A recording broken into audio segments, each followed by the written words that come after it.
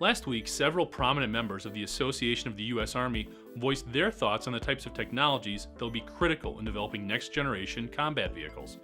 Among those technologies getting the most support were hybrid power systems, advanced armor materials, and laser-powered weapons. The push for such developments is getting stronger for a couple of reasons. First, the development of a universal ground combat system could take more than a decade to develop, test, and implement. And according to some experts, the Army, for the first time since World War I, doesn't have a cohesive plan for ground combat system development.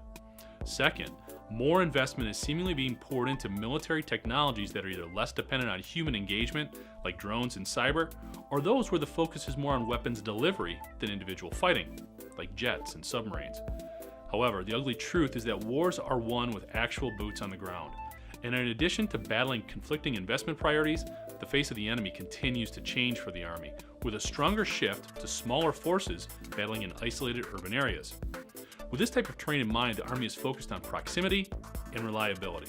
So greater protective armor and more precise weaponry becomes critical in quickly overwhelming the enemy and mitigating force and bystander losses. Getting back to the specific tech, the use of improvised explosive devices, rocket-propelled grenades, and other armor-piercing munitions mean advanced protective materials are key. These same materials, which are now being researched within the realms of nanotechnology, could also lend a hand in defending against cyber and electronic attacks targeting operating systems and electronic controls. From a power perspective, biofuels, because of their lower cost and availability, are a hot topic. Hybrid technology combining biofuels with electric batteries is also being considered. Fuel cell technology is intriguing because the same power source could be used for vehicles and weapon systems like high-intensity lasers, railguns, and active protection systems that identify and neutralize incoming threats, acting like a sort of force field.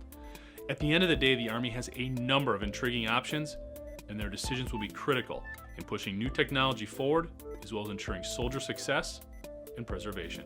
I'm Jeff Ranke, and this is IEN Now.